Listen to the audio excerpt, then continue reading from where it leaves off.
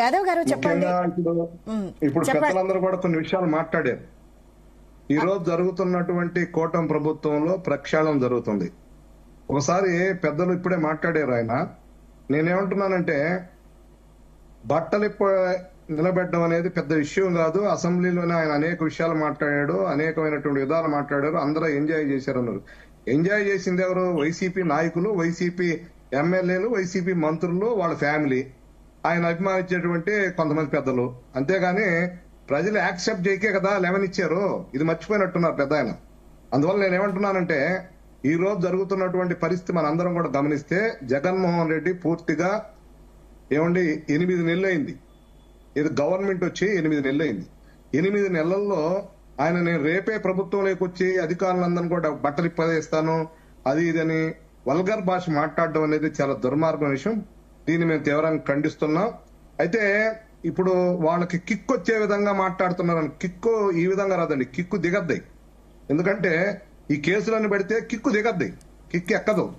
అందువల్ల ఏంటంటే మీరు రెచ్చగొడుతున్నారా, కార్యకర్తల్ని అలజడి చేయమంటున్నారా, ఈ రాష్ట్రంలో భయభ్రాంతులు చేయమని మీ వైసీపీ నాయకులకి సందేశం ఇస్తున్నారా జగన్మోహన్ రెడ్డి గారు?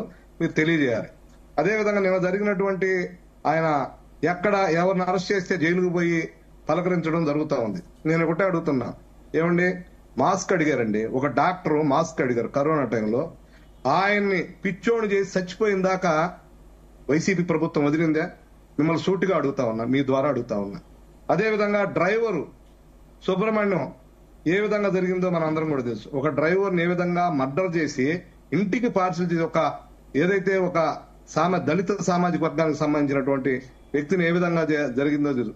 అదే విధంగా ఒక అతను గుండు చేయించడం, ఇలాంటి పరిస్థితులు అన్ని కూడా మీరు మర్చిపోయి ఈ రోజు ఎవరైతే ఏదైనటువంటి దుర్మార్గం చేసిన ప్రభుత్వం ఏదైతే ఉందో మీద ఉందో, మీ అధికారులు ఆ రోజు బ్రహ్మాండం అన్నారు, పోలీస్ అధికారులు సూపర్ అన్నారు, మా అధికారులు అందరూ బ్రహ్మాండంగా చేస్తున్నారు. అంటే యువతల ప్రతిపక్షంలో ఉన్న అప్పుడున్న ప్రతిపక్షంలో ఉన్న కొట్టి గందరగోళం చేసి మర్డర్లు చేయిస్తే వాళ్ళు పోలీసులు షబాష్.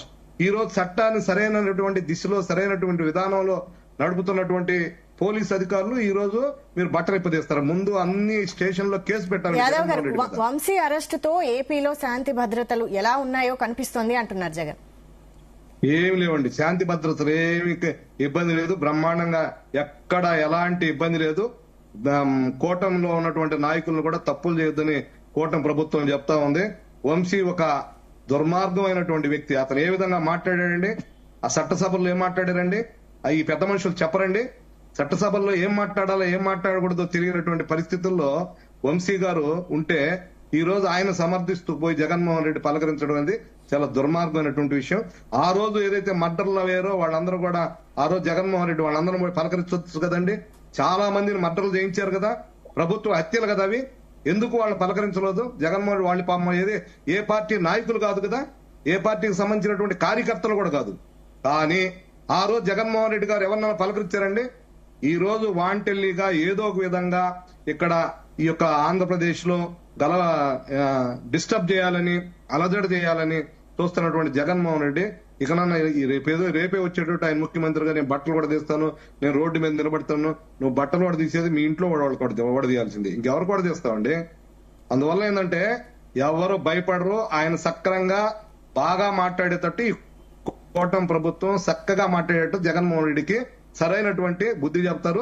అదేవిధంగా ఈ యొక్క డిబేట్ లో ఉన్నటువంటి పెద్దలందరూ కూడా వాస్తవాలు మాట్లాడాలి. మనం అసెంబ్లీలో ఆయన ఎట్లంటే మాట్లాడి ఈడ కూడా మాట్లాడే పెద్ద ఇష్యూ కాదంటే ఎట్లా కాదండి. బట్టలు ఇప్పి పోలీసులను బట్టలు ఇప్పుతారా?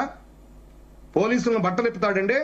ఎంత ధైర్యం, ఎంత ధైర్యం అండి బట్టలు ఇప్పి మాట్లాడటానికి, ప్రజల ముందు రోడ్డు మీద నిలబడడానికి ఎంత ధైర్యం అండి. ఒక్కసారి ఆలోచన చేయండి.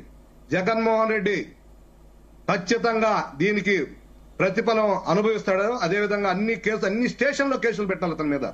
ఈ సపోర్ట్ చేసే వ్యక్తుల మీద కూడా కేసులు పెట్టాలండి. ఎందుకు ఈ విధంగా మాట్లాడుతున్నంటే దీన్ని తీవ్రంగా ఖండించాల్సింది పోయి ఈ వల్గర్ భాషను ఖండించాల్సింది. కిక్ ఏందండి? కిక్ ఇచ్చేది ఏంది అంటే బూతులు తిడితే కిక్కా, అధికారులు పోలీసులను తిడితే కిక్కా? ఆ రోజు ఏ విధంగా పోలీసులను వాడుకున్నారు మీకు తెలియదా? ఒక ఎంపీని కొట్టించిన విషయం తెలియదా? ఒక ఎంపీ ఢిల్లీ నుంచి ఆంధ్రప్రదేశ్ కి రాలేకపోయాడండి. ఎమ్మెల్యేలు సరిగ్గా తిరగలేకపోయింది, గెలిచిన వాళ్ళు కొంతమంది ఊర్లో వెళ్ళిపోయారండి. ఎంత దుర్మార్గం ఇది. ఆ పాపాలన్నీ అనుభవిస్తున్నారు. ఏ విధంగా దొరికాడు, ఏ విధంగా కిడ్నాప్ చేశాడు క్లియర్ గా వీడియోతో సహా పెట్టారండి. రైట్ ఏ విధంగా దుర్మార్గంగా కిడ్నాప్ చేసి అతన్ని ఏ విధంగా చేశారనేది వీడియోలతో సహా పెట్టినటువంటి పరిస్థితి. అందువల్ల ఇకనన్నా బుద్ధి తెచ్చుకొని ఈ యొక్క వైసీపీ నాయకులు ఇకనన్నా మెలగాలని, అదే విధంగా జగన్మోహన్ రెడ్డి ఈ విధంగా చేస్తున్నటువంటి అరాచకాలు, జగన్మోహన్ రెడ్డి ఇప్పుడు కూడా ఆయన ప్రభుత్వం ఉందనుకుంటున్నాడు, ఆయనే ముఖ్యమంత్రిలాగా ఫీల్ అవుతున్నాడు. Right, నేను వస్తే నువ్వు వచ్చేది ఆడకండి, ఎవరు నీకు ఓట్లేదు, 11 సీట్లు నీకు పరిమితం చేశారు. రైట్ ఆ 11 కూడా వచ్చేది కాదు. రైట్ రైట్ మళ్ళీ వస్తాను మీ అందువల్ల దగ్గరికి. రైట్ నేను ఒకటే చెప్తా ఉన్నా, ఈ రోజు వంశీ లాంటి అనేక మంది దుర్మార్గులు ఉన్నారండి. కొడాలి నాని, రాంబాబు, రోజా గారు, ఈ విధంగా చెప్పుకుంటా పోతే దాదాపు చాలా మంది 10-15 మంది ఆ యొక్క అసెంబ్లీలో ఏ విధంగా మాట్లాడారో, ప్రజలను ఏ విధంగా తిట్టారో, ప్రజలను ఏ విధంగా భయభ్రాంతులు చేశారో ఆ చూస్తే ఒక్కసారి ఈ రాష్ట్రం బీహారా లేకపోతే ఆంధ్రప్రదేశ్ లో ఉన్నావా బీహార్ లో ఉన్నావా అని ఒకసారి ఆలోచన ఒకసారి ప్రజలందరికీ వచ్చింది. అందువల్లే ఒక దెబ్బ కొడితే జగన్మోహన్ రెడ్డి ఎక్కడున్నాడు? బెంగళూరులో ఉంటున్నాడు. ఇప్పుడు బెంగళూరులో ఉంటున్నాడండి. అయితే గతంలో వల్లభనేని వంశీ, రోజా, అంబటి రాంబాబు, అలాగే కొడాలి నాని వీళ్ళంతా సభ్య సమాజం తలదించుకునేలా మాట్లాడితే ఖండించలేదు, పైగా సపోర్ట్ చేసినట్టుగా మాట్లాడారు అని కొంత విమర్శ. అందువల్లనే ఇప్పుడు ఇలాంటి పరిస్థితి దారి తీసిందంటారా వైసీపీకి? ఇది ప్రతిఫలం అనుకోవచ్చా? పెద్దలు ఇప్పుడు కోటేశ్వరరావు గారు భారతీయ జనతా పార్టీ జగన్మోహన్ రెడ్డి బాగా సపోర్ట్ చేసింది, ఆ రోజు విమర్శలు చేయలేదు, ఆ రోజు ఏం పట్టించుకోలేదు అన్నారు. ఒక ముఖ్యమంత్రిగా భారతీయ జనతా పార్టీ కేంద్రంలో ఉంది కాబట్టి గౌరవించారు, నిధులు విధులు అన్ని చేశారు.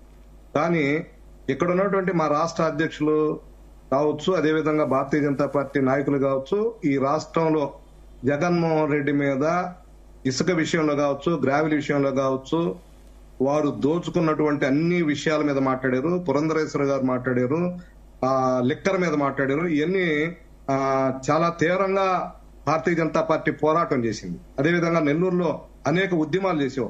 దాదాపు నా మీద ఒక 15 కేసులు పెట్టారు జగన్మోహన్ రెడ్డి ప్రభుత్వంలో. మేము వాళ్ళు ఖండించకపోతే మేము ఎందుకు కేసులు పెట్టించుకుంటాం ఒకసారి ఆలోచన చేయాలి. అదేవిధంగా నేనేమంటున్నా అంటే, నాకెందుకు బాధ వేసిందంటే, మీలాంటి పెద్దలు కూడా ఈ విధమైనటువంటి భాష మాట్లాడి, ఈ విధమైనటువంటి నరహంతకులు, నేను ఒకే పదం అన్నాడు, నరహంతకులు అండి వీళ్ళందరూ.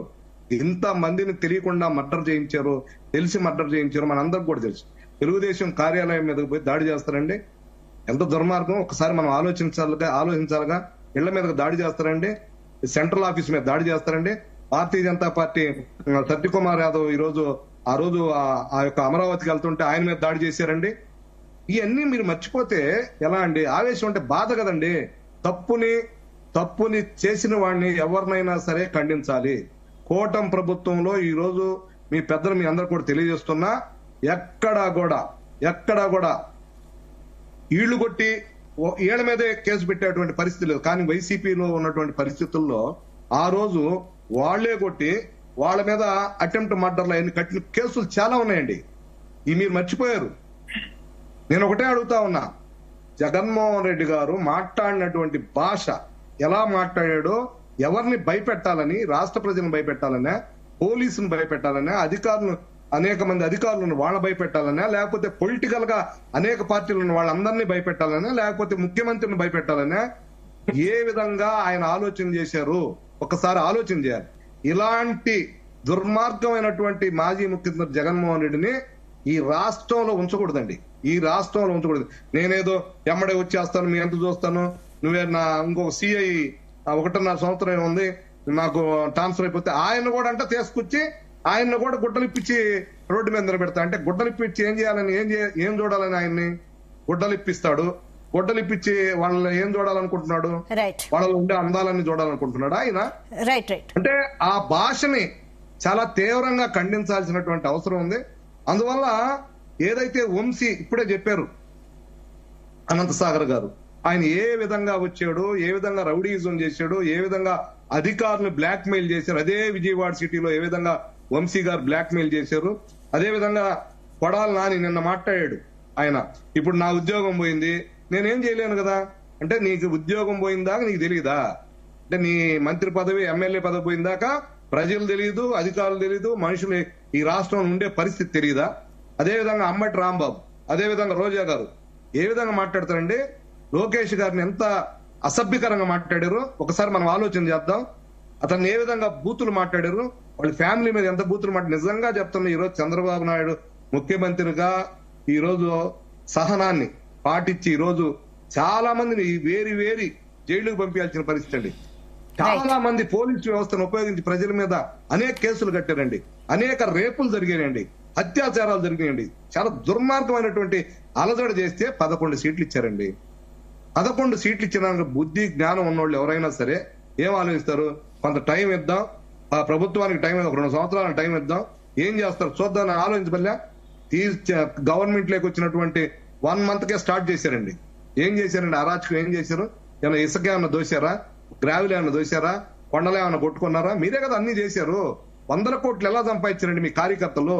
ఈ రోజు మీరు వస్తే మేము మీకు చూపిస్తా, అనేక కొండలు మేము చూసే కొండలు ఏం కనిపించలేదండి, అనేక చెరువులు తవ్వేశారండి. ఇలాంటి పరిస్థితి అండి. ఈ రోజు మేము పోలీస్ స్టేషన్ పోతే ఎవరు పోయినా సరే, అధికార పార్టీ నాయకులు పోయినా న్యాయమైనటువంటి, మేము కూడా న్యాయంగా అడుగుతున్నాం, న్యాయమైన పద్ధతిలో పనిచేయమంటున్నాం అధికారులని. మేము ఎక్కడ ఆంక్షలు పెట్టాలా, మీరు ఇంతే చేయాలా, మీరు వాళ్ళ మీద మర్డర్ కేసు కట్టాలి, ఇట్లా మేము ఎక్కడ మాట్లాడండి. ఇలాంటి దుర్మార్గమైనటువంటి జగన్మోహన్ రెడ్డిని ఈ రాష్ట్రంలోనే ఉంచకూడదండి. తండ్రి మీదకే పోయాడండి, జగన్మోహన్ రెడ్డి. భరత్ యాదవ్ గారు మీరు చెప్పండి ఫైనల్ గా విషయం అండి. ఈ రోజు జరుగుతున్నటువంటి పరిస్థితుల్లో అభివృద్ధి కార్యక్రమాల్లో ఈ రోజు రాష్ట్రం దూసుకుపోతా ఉంది.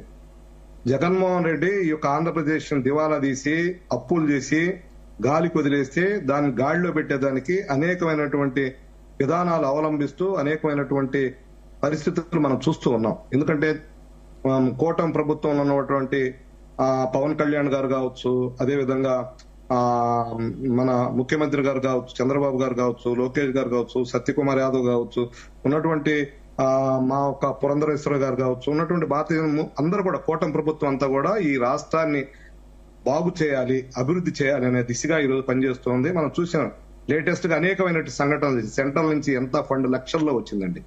సెంట్రల్ నుంచి స్టీల్ ప్లాంట్, ఆ రోజు స్టీల్ ప్లాంట్ తెచ్చుకోలేని పరిస్థితుల్లో ఈ జగన్మోహన్ రెడ్డి గారు ఈ రోజు కేంద్రం మీద ఆ రోజు నెపం నెట్టేశారు. ఈ రోజు స్టీల్ ప్లాంట్ కూడా దాదాపు 11,000 కోట్ల పైన ఈ రోజు కేటాయించడం జరిగింది. అదేవిధంగా రైల్వే లైన్లు, అదేవిధంగా అమరావతికి, అదేవిధంగా అనేకమైనటువంటి నిధులు ఈ రోజు ఇచ్చినటువంటి కేంద్ర ప్రభుత్వం మన అందరం కూడా చూస్తూ ఉన్నాం. ఈ యొక్క రాష్ట్రాన్ని కేంద్ర ప్రభుత్వం, రాష్ట్ర ప్రభుత్వం డబుల్ ఇంజిన్ సర్కారు అభివృద్ధి చేసి చూపిస్తుంది. సూపర్ 6 కూడా ఏదైతే పథకాలు ఉన్నాయో అవన్నీ కూడా డెఫినెట్లీ తప్పనిసరిగా అమలుపరుస్తారు. ఎవరు కంగారు పడాల్సిన అవసరం లేదు. ఈ రోజు లెక్కల విషయంలో కూడా ఏ విధంగా జరుగుతుందో మనం అంతకుముందు లెక్కలు లేవు, డబ్బులు తీసుకోవడం తప్ప లెక్కలు లేవు, ఏమి లేవు. ఈ రోజు ఉన్నటువంటి పరిస్థితి వేరు. అందువల్ల ఏంటంటే నేనేమంటున్నా అంటే ఈ రోజు ప్రభుత్వం బ్రహ్మాండంగా పనిచేస్తుంది. ఎక్కడ ఎవరిని బూతులు తిట్టడంలే.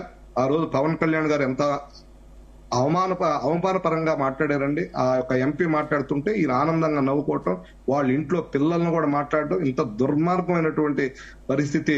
ఎమ్మెల్యేలు, ఎంపీలు, మంత్రులు మాట్లాడుతూ ఉంటే ఈ రోజు అలాంటి వాళ్ళకి శిక్ష పడాల్సిందేనండి. శిక్షలో ఎక్కడా లేదు. అది కామన్ పబ్లిక్ మీద ఎవరి మీద దాడి చేయట్లే. ఎవరైతే ఆ రోజు విర్రవీగారో, ఆ రోజు ఏ విధంగా ప్రజలను ఇబ్బంది పెట్టారో, ఏ విధంగా కేసులు పెట్టారో, ఏ విధంగా అత్యాచారాలు చేశారో వాళ్ళని శిక్షిస్తుంది. అలాంటి చీడ పురుగులు ఈ రాష్ట్రంలో ఉండకూడదు. దానిలో భాగంగా జగన్మోహన్ రెడ్డి కూడా ఈ రాష్ట్రంలో ఉండకూడదు. జగన్మోహన్ రెడ్డి కళ్ళకంటుండే వచ్చే ప్రసక్తే లేదండి. ఈ యొక్క రాష్ట్రంలో జగన్మోహన్ రెడ్డి ఒక్కసారి అన్నాడు